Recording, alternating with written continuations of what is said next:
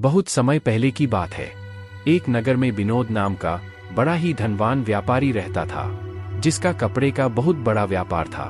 वह भगवान श्री हरि विष्णु जी का बहुत बड़ा भक्त था और बड़ा ही ईमानदार था। उसे झूठ बोलना बिल्कुल भी पसंद नहीं था, इसलिए वह हमेशा सत्य ही बोलता था। विनोद के इस स्वभाव से भगवान विष्णु जी बहुत प्रसन्न रहते थे, इसलिए वे अपने भक्त विनोद की काफी प्रशंसा किया करते थे। एक दिन की बात है, जब भगवान विष्णु विनोद की प्रशंसा कर रहे थे कि तभी माँ लक्ष्मी जी ने कहा कि हे स्वामी, आप विनोद की इतनी प्रशंसा किया करते हैं, क्यों ना आज उसकी परीक्षा ले ली जाए और यह जाना जाए कि क्या वह सचमुच प्रशंसा के लायक है अथवा नहीं।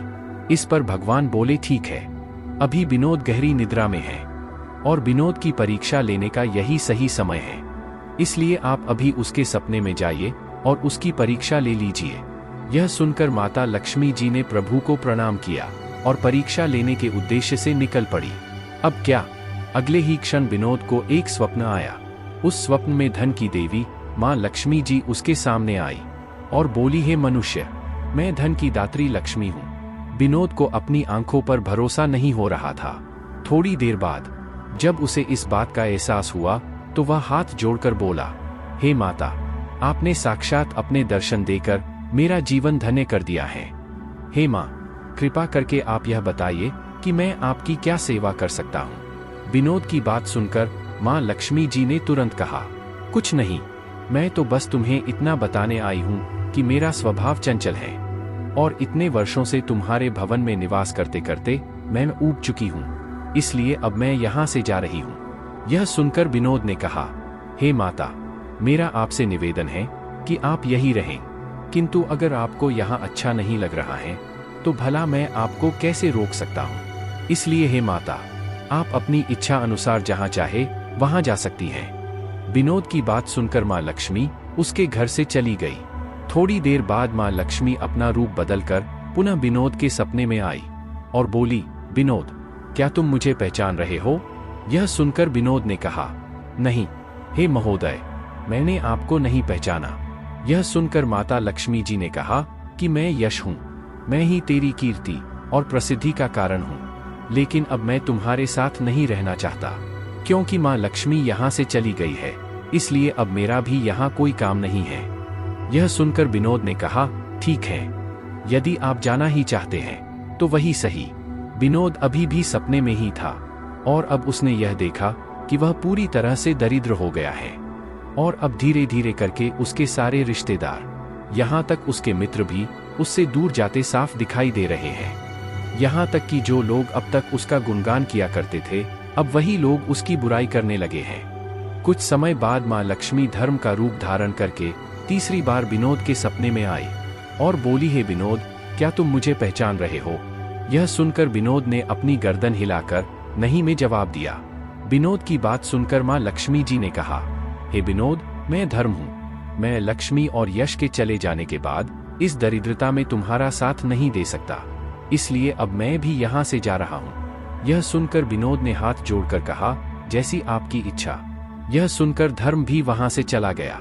जब थोड़ी देर बाद कुछ और समय बीता तो एक बार फिर से माँ लक्ष्मी सत्य के रूप में विनोद के सपने में प्रकट हुई और बोली, हे विनोद, मैं सत्य हूँ, लक्ष्मी, यश और धर्म के जाने के बाद अब मैं भी यहाँ नहीं रहना चाहता, मैं अब यहाँ से चला जाना चाहता हूँ। सत्य की बात सुनकर विनोद ने तुरंत सत्य के पांव पकड़ लिए और बोलने लगा, हे महाराज, मैं आपको नहीं जाने दूंगा, भले ही सब मेरा साथ छोड़ दें या मुझे त्याग दें, पर कृपा करके आप मेरे साथ ऐसा मत करिए, क्योंकि सत्य के बिना मैं एक क्षण भी नहीं रह सकता।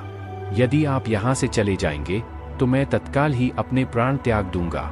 यह सुनकर सत्य ने पूछा, लेकिन तुमने बाकी तीनों को बड़ी आसानी से जाने दिया, आखिर तुम उन्हें भी तो रोक सकते थे, पर तुमने उन्हें क्यों नहीं रोका? यह सुनकर विनोद ने कहा, मेरे लिए वह तीनों भी बहुत महत्व रखते हैं, लेकिन उन तीनों के बिना भी मैं भगवान के नाम का जाप करते करते उद्देश्यपूर्ण जीवन जी सकता हूँ। लेकिन यदि आप यहाँ से चले गए तो मेरे जीवन में झूठ प्रवेश कर जाएगा और मेरी वाणी अशुद्ध हो जाएगी। भला ऐसी वाणी से मैं अपने भगवान की वंदना कैसे कर सकूंगा? मैं तो किसी भी कीमत पर आपके बिना नहीं रह सकता। विनोद का यह उत्तर सुनकर सत्य बहुत प्रसन्न हुआ और उसने कहा, तुम्हारी अटूट भक्ति ने मुझे यहाँ रुकने पर विवश कर दिया है और अब मैं यहाँ से कभी नहीं जाऊंगा। ऐसा कहते हुए सत्य वहां से अंतर्ध्यान हो गया, लेकिन विनोद अभी भी निद्रा में ही था। थोड़ी देर बाद विनोद के सपने में धर्म वापस आया और बोला, मैं अब तुम्हारे पास ही रहूंगा क्योंकि यहाँ सत्य का निवास है। सत्य की बात सुनकर विनोद ने प्रसन्नता पूर्वक धर्म का स्वागत किया। उसके बाद यश भी लौट आया और बोला, जहाँ सत्य और धर्म है वहाँ यश अपने आप ही आ जाता है, इसलिए अब मैं भी तुम्हारे साथ ही रहूंगा। विनोद ने इसका भी स्वागत किया और अंत में माँ लक्ष्मी आई। उन्हें देखते ही विनोद नतमस्तक हो गया और बोला, हे देवी माँ, क्या आप फिर से मुझ पर कृपा करेंगी? विनोद की बात सुनकर माँ लक्ष्मी जी ने कहा, अवश्य। जहाँ सत्य, धर्म और यश हो वहाँ मेरा आवास तो निश्चित है।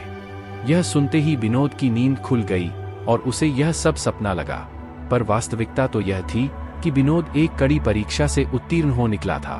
मित्रों, हमें भी हमेशा याद रखना चाहिए कि जहाँ सत्य का निवास होता है वहाँ यश, धर्म और लक्ष्मी का भी निवास हो जाता है। सत्य ही तो सिद्धि, प्रसिद्धि और समृद्धि है। आशा करता हूँ कि आपको हमारा यह वीडियो पसंद आया होगा।